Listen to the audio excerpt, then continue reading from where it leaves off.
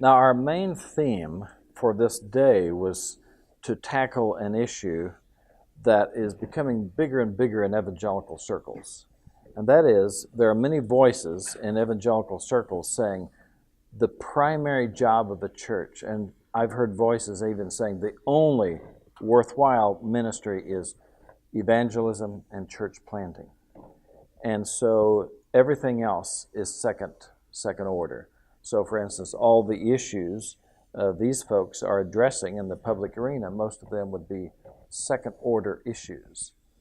So I'd like for us to think about how do we find a balance between the obvious core commitment of being ambassadors for Christ, like we read about a few minutes ago, in an evangelistic setting or church planting, but also addressing these larger cultural issues that are clearly the result of our obedience to God, that God wants His righteousness reflected in all sectors of society.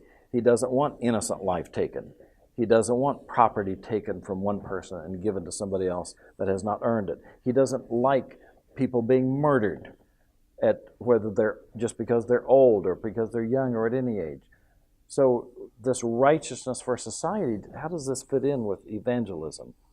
So can you address, how do we find this balance, and how can scholars find this balance of their churches probably make them feel alienated because, hey, you're a professor, you should be evangelizing every day. So you're teaching business in the classroom, and you're doing vascular surgery, and you're studying political science. That's really second order importance. How do we, and yet all of us know people who are so focused on their own thing, but they never share Christ, like John was just sharing with us in his talk. How do we find the balance? My starting point here would be with the creation mandate. So I would start where the Bible starts, that we are created with the task of subduing the earth and taking care of the garden and to multiply. And God chose not to create a finished or complete creation. It was a good creation, but there was no music. There were no books and no bridges and no houses. So, which He of course could have created. But instead He created human beings with a mind and a body and with creativity and with fantasy and with possibilities. And it is our calling to make all the possibilities that are built into God's creation to make them realities. And that's why it's very seldom that God sends manna from heaven or multiplies a few bread so it can feed thousands of people. He can do that, but the general way is that He feeds us through this process. And becoming a Christian, that calling is not ended.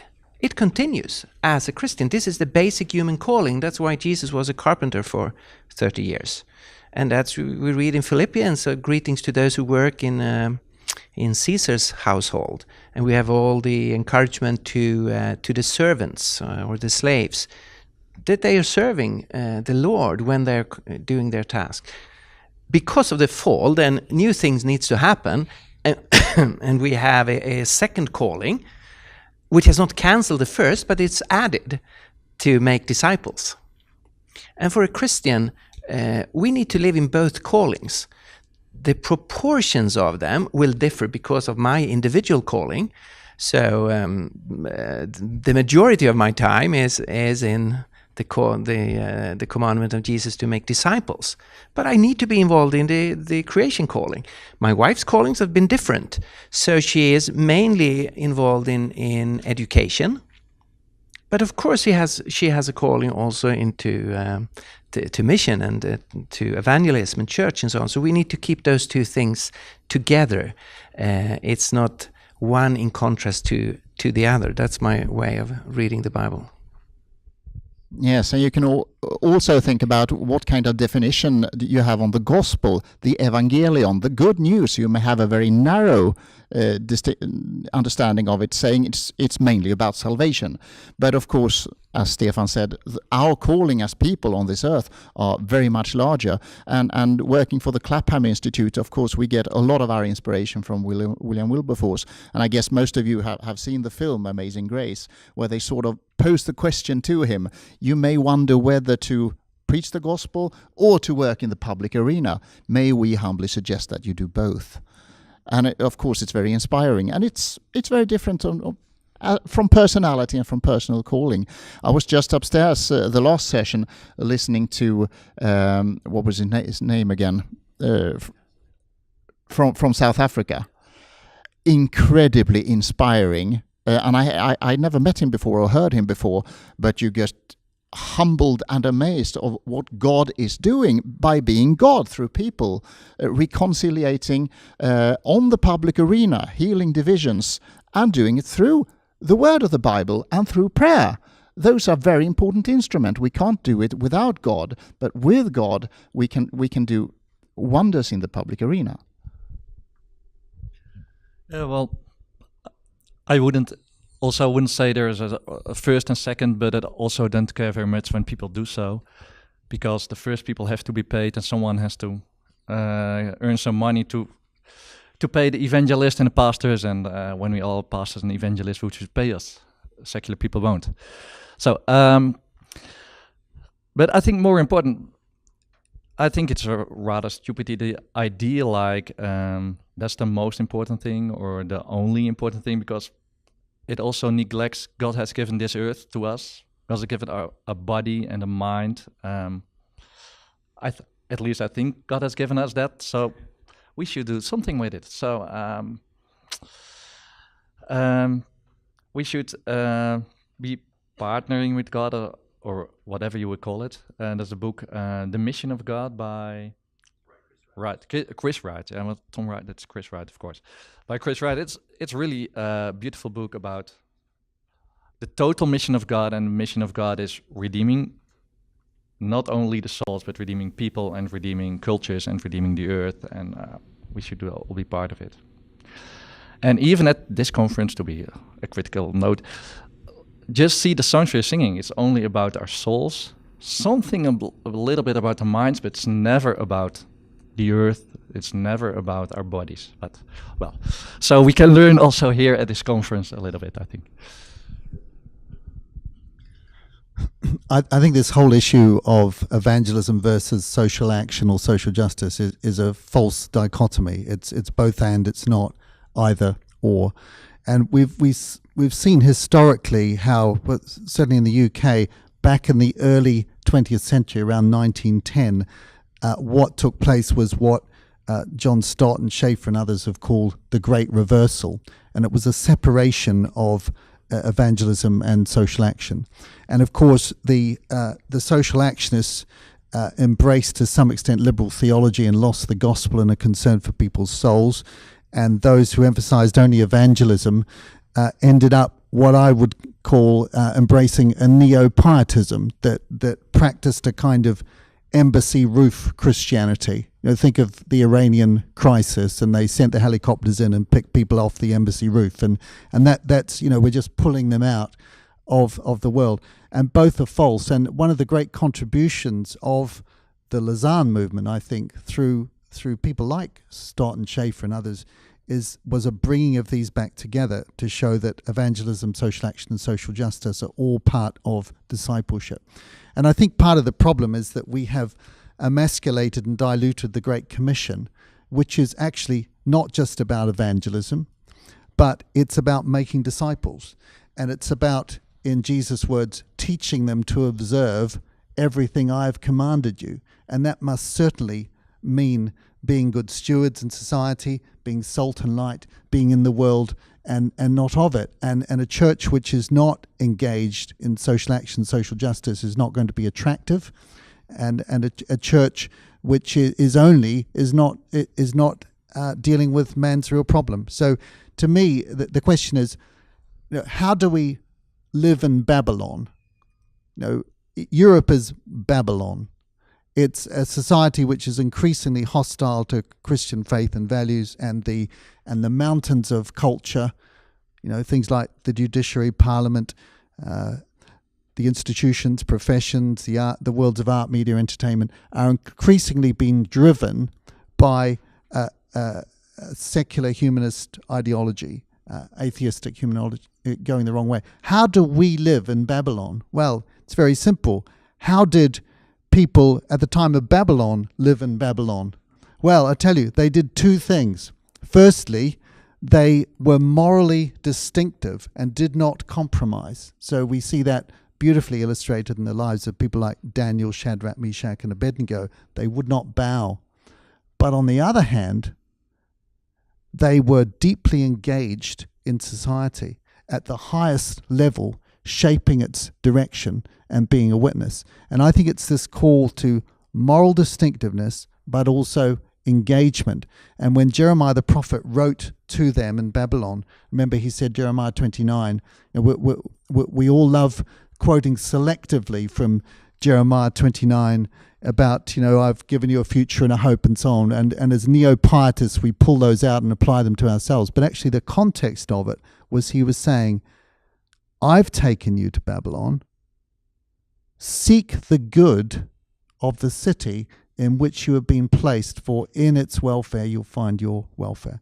So get married, acquire property, be involved in business, be involved in every part of society, be deeply engaged. So I just think it's part of discipleship that we must both be evangelizing and deeply involved in seeking the good of society. And depending on our gifts and personalities and where God puts us, there will be different emphases for every individual, but as a whole church, we must be doing all of those things and supporting in prayer and in other ways those whose calling is in a different part of the vineyard as part of that whole, and not devaluing them.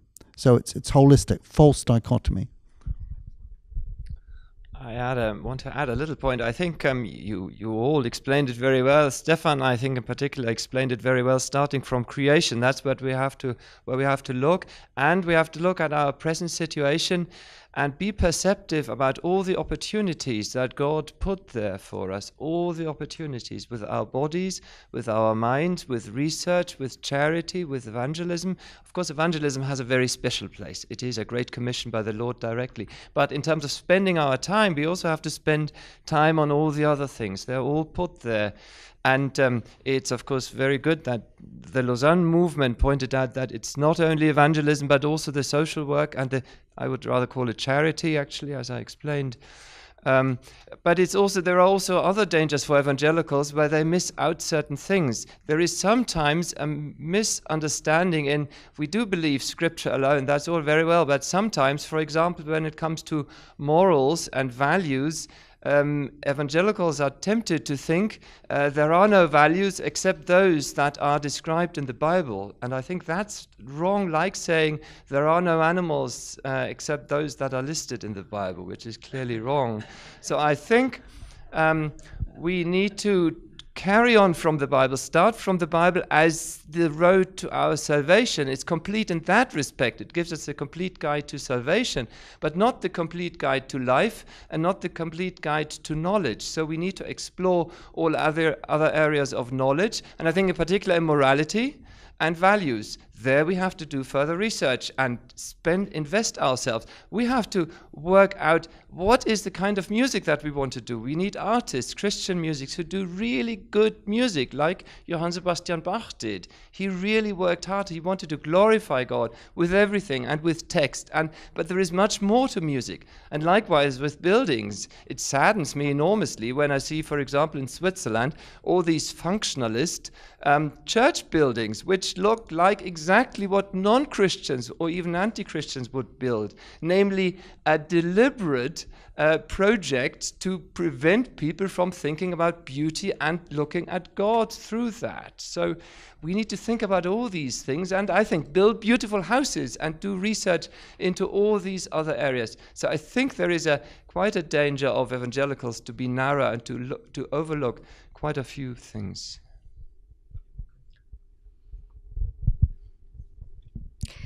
I really think the question is based on our openness. To hear the students who come up and say, show me the way how I can serve God. Really in discipling, I see a lot of children, youth in their 20s, even my own children. I see them, they are eager, they love God, they want to serve, but they don't know how, and they need guidance in it. But often even I find myself that after lecture I would just like to run home and rest, and to stand up and say, okay, let me talk with you, give you my contact, let me guide you into how you can prove yourself in the area you are in the science that you are in. There are so many wonderful possibilities that are open for us, resources, and for them. And it hurts me to see that many times these kids don't get to these resources. And I really think it is mainly because of our laziness. It's too simple of an answer, but I think we forget to think about it, that whatever they are going to be doing, that will be the generation that will be evangelizing our grandchildren. And it's an important issue for us. Okay, repeating the question for the recording is how does the refugee crisis across Europe fit in with this dual commitment of the Great Commission and the Great Command? How do we respond? Not everybody at once, please. How does the refugee crisis impact on this, evangelism versus social action area? Well, I think, as you just said, it's the challenge of fulfilling both the Great Commandment and the Great Commission, and God is sovereign over all the movements of people. We know He established the nations, He established boundaries, and when there are huge diaspora taking place, there's always a purpose in it. And I think we've got to see it from the perspective of the Great Commission. What God is concerned about is the gospel going right to the end of the earth and every people group or national group being impacted. And we've lived at a time when increasingly the Muslim world has been isolated from the rest, and but we cannot believe that God isn't concerned about the 1 in 5 people in the whole world who are Muslims. And perhaps it's partly because of our failure as European Christians really to go, that He's by His sovereign power bringing people from every Muslim nation under earth into our communities. And I think it's a challenge that we have to grasp, and rather than seeing it as a threat, seeing it as a wonderful opportunity that actually God is working for good through, and it's all about building His kingdom and the gates of hell not prevailing against it. And we need to grasp the opportunities. Behind every grey cloud of threat is a silver lining of opportunity for the church, which we should be grasping. Just it doesn't, from there being a great opportunity, it doesn't follow that the thing itself is good and shouldn't be prevented. So just to combine that, I mean, it may be bad in itself, or it shouldn't have been allowed to happen, but still, whatever it is, even with great evils, we look for the opportunity and the good in there. So these would clearly be the goods that are there. Could just come back on that, absolutely. And it is this whole thing, is it Genesis 50:20, God intended it, men intended it for evil, but God worked it for good. And I think, but I think there's a larger political issue as well with this, because we as Europeans tend to see ourselves, and I'm going to be very controversial here, I hope that's okay, but we tend to see ourselves as victims of this great tide of humanity sweeping in here, and we don't actually ask the question why this huge tide of humanity is sweeping in from places like Syria. Well, can I humbly suggest that maybe the best way of handling the Middle East is not by destroying and removing dictators when you've got nothing to put in its place, because Western democracy, which is based on the whole Christian idea, doesn't miraculously happen once you take people out And maybe we as Westerners and Americans and Europeans have contributed to this problem by through the kind of things that we've done in thinking we're good by demonizing certain countries and taking out their leaders and creating an absolute mess and nothing to put in its place. So we're talking for the tape. I'm not sure. Guess I'm farther away from the tape than you are. But is there a replacement for homophobic? How do we respond when we're called that, and how can we handle this? I could just come back to what I was mentioning earlier, that the root of secular ideology is often enhancing the autonomy of the individual, and that goes in all spheres. That is one of them. If you say that the autonomy of the individual is the highest of all commands, then you create all sort of practical arguments out of that, and you put labels on people with an opposing position just because we reject that the autonomy of the individual is the highest command, which I do reject. I think the community with God and with people is a higher command, and the love in it. And from that, we have alternative solutions, and we don't accept those labels put on us. That's one thing I would like to repeat to myself and to us.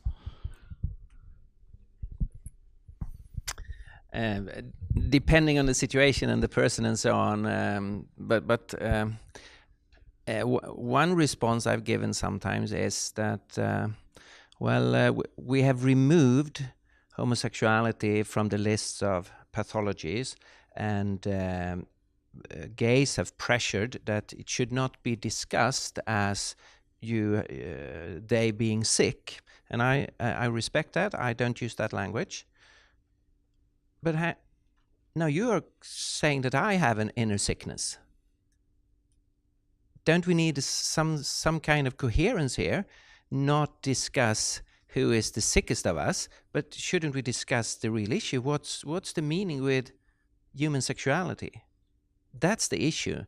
Not try to describe the opponent in negative terms. We are human beings together. Let's have a reasoned dialogue on what's our understanding of sexuality.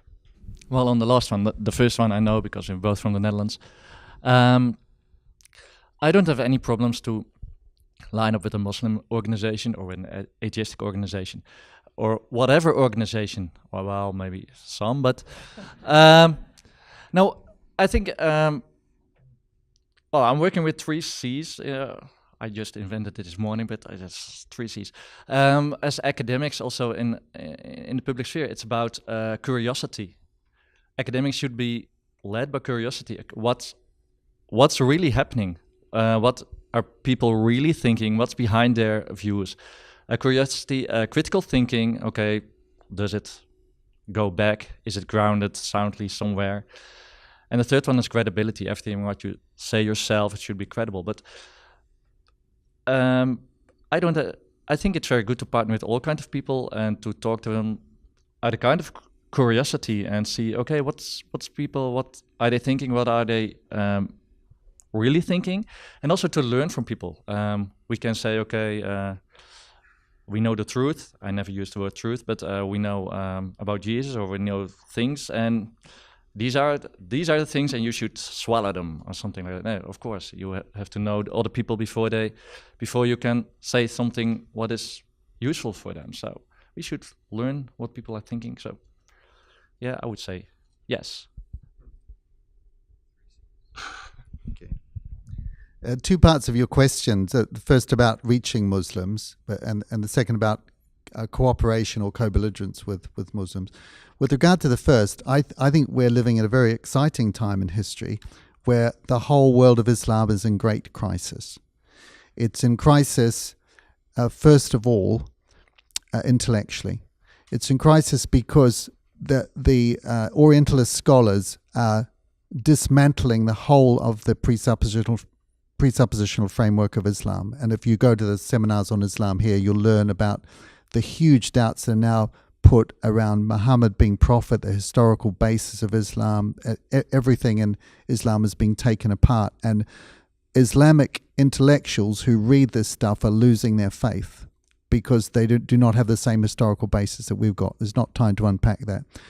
The second crisis is a moral crisis, because many ordinary Muslims are looking at what groups like ISIS are doing, and they are greatly repelled by it.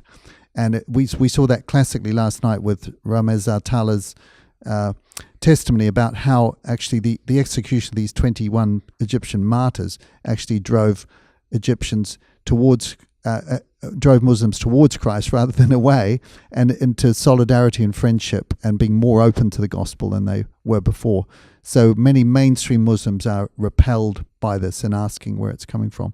And I think the other big crisis is the economic crisis, because, you know, if you follow this, why has the oil price dropped so much? Well, because the Saudis pumped out so much oil to try and drive everyone else out of business. What happened is the Americans and others developed such good technology that they can survive with a low oil price, and the whole of OPEC and that whole civilization economically is now in great danger. And so embracing this intellectual, economic and moral crisis, we've got to realize there are going to be Muslims asking fundamental questions about Islam. And the question is, as you've just said so eloquently, where are they then going to go? Well, I'll tell you where they're not going to go, and that's to secular humanism and atheism, because it's absolutely anathema to them. They're going to look for monotheism that addresses these. So they're going to find Christianity attractive if they meet people who can explain it articulately and defend it, and who can model a life of love. So I think it's a fantastic opportunity. With regard to the issue of working together with Muslims, I would sound a slight note of caution from my own experience. And I think I'm a great fan of co-belligerence. You know, Schaeffer talked about working together with people with whom we might not agree on everything in order to achieve an objective, perhaps in public policy. And so in anti-euthanasia work, we work very closely with disabled people and medical professionals and people of all faiths and none, and you know, and freedom of choice. You can work with gay rights activists, and you could tell you some interesting stories about that, or comedians, or whatever. So, you know, let's do that as long as we're not compromising ourselves. I'd have to say, from my personal experience, although Muslims will often talk about being pro-life or pro-family or whatever, when it really comes down to it, in terms of the money, the resources, the energy, and just being willing to put their heads above the parapet, they are few and far between, and in my personal experience, and have not been particularly helpful. And I think you're coming into dangers if you're working on moral issues with them in a co-belligerent way. I think there are difficulties, and whereas I think that the co-belligerence between evangelicals and Catholics can be very, very productive on life and family issues. I just sound a note of caution about Muslims. All right, it looks like our time is finished. Let's thank the panelists for their contributions.